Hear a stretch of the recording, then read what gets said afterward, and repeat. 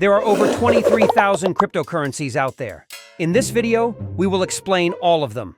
Let's get started. Welcome to Whiteboard Invest, your #1 go-to source for clear and concise investing knowledge explanation. Here, we break down complex financial concepts using a simple whiteboard format, making learning about investing accessible to everyone. The issue lies in how the term cryptocurrency is frequently used to encompass all blockchain-based digital tokens. This leads to confusion, especially among newcomers who struggle to understand the distinction. This is also the case with cryptocurrencies. It's akin to equating the US dollar, Walmart's reward points, the Mona Lisa, and Tesla stock as identical entities just because they hold value in US dollars. They are vastly different in essence. Cryptocurrencies can also be categorized into 4 distinct groups: utility token, security token, non-fungible token, and payment token. Think of them like this. Utility tokens are akin to Walmart's reward points. Security tokens operate like Tesla stock. Non-fungible tokens, unlike the Mona Lisa, certify ownership of unique digital assets like digital art or collectibles. And payment tokens function much like the US dollar. Utility tokens function within specific ecosystems, akin to loyalty points, allowing users to access product services without ownership rights. Utility tokens have value only in their respective ecosystem, much like amusement coin when you go to any amusement park. Within the premises of the amusement park, these tokens act as special currency, usable solely to indulge in the unique experiences the park offers. For instance, you can use them to partake in thrilling games like ring toss or basketball shootouts, or test your strength in amusements like the Punch Strength Machine. These tokens are an integral part of the park's entertainment ecosystem, contributing to creating joyful and unforgettable moments for everyone. Just as with the tokens in the amusement park, utility tokens function on a similar mechanism. They serve as specialized currency within their respective digital ecosystems, granting access to a range of unique services and functionalities. Much like how you can use amusement park tokens for specific games and activities only within the park, utility tokens can be utilized for various purposes within their designated platforms, unlocking a plethora of opportunities and experiences for users. Utility tokens, on the other hand, do not signify ownership within a particular company or ecosystem. Example for this could be the Uniswap UNI token powers the decentralized exchange of the same name, while the Aave AAV token serves as a reward for Brave browser users. Security tokens grant ownership rights, with equity tokens mirroring traditional stocks and asset-backed tokens backed by real-world assets. On the flip side, security tokens actually mean you own something.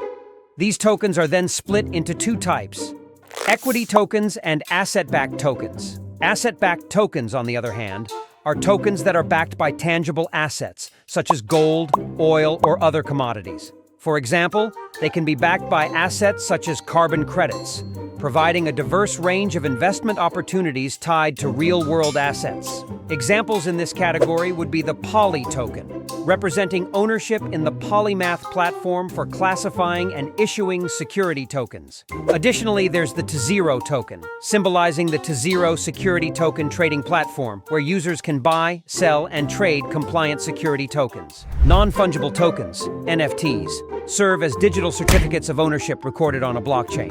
Each token possesses a distinct identifier that cannot be replicated, substituted, or divided. Therefore, there exists only one token for each individual asset. While many people link NFTs with digital pixel art, they can actually signify ownership of virtually anything, whether it's digital or physical.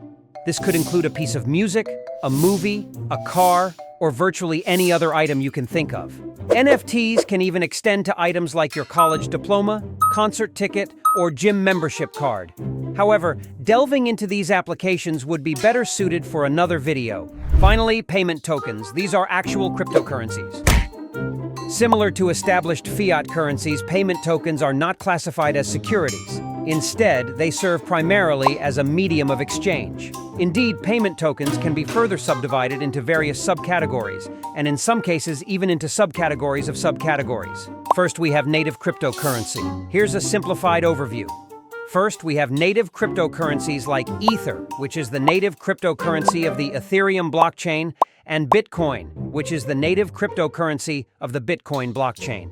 Think of them akin to the US dollar and the euro, with one being the native currency of the United States and the other belonging to the European Union. Secondly, we have privacy coins. These cryptocurrencies are specifically designed to safeguard the privacy of users and transactions. Monero, Dash, Horizon, Beam, and Verge are all examples of privacy coins falling into this category. Then we have stablecoins. As the name suggests, these coins are designed to maintain a relatively stable price. Stablecoins can be further divided into two main categories: asset-backed stablecoins and algorithmic stablecoins. Asset-backed stablecoins maintain their price typically by being pegged to a fiat currency.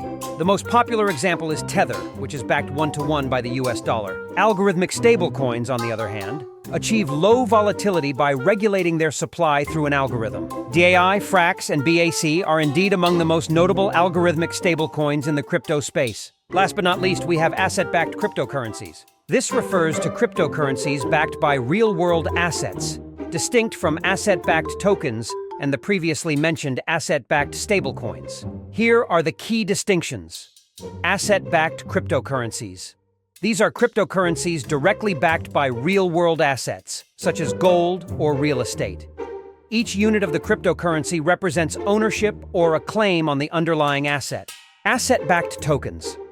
Asset-backed tokens are digital tokens representing ownership of real-world assets.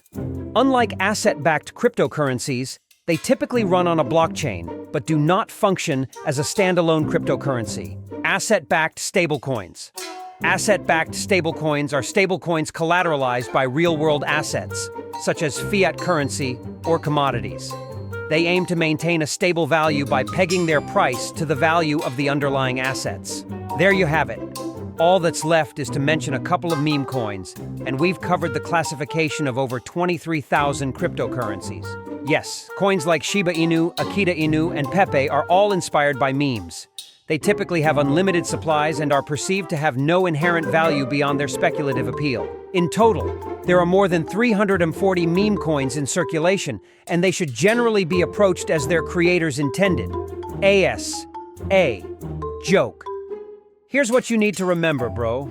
The deeper you dive, the blurrier the lines between these categories often get. Exactly. You'll find utility tokens with governance properties, meme coins with utility properties, and so on and so forth. The crypto space is full of surprises and innovative combinations. Take Ether, for instance. Some folks view it as a utility token for the Ethereum system, while others see it as the main currency of the Ethereum network. Why the confusion?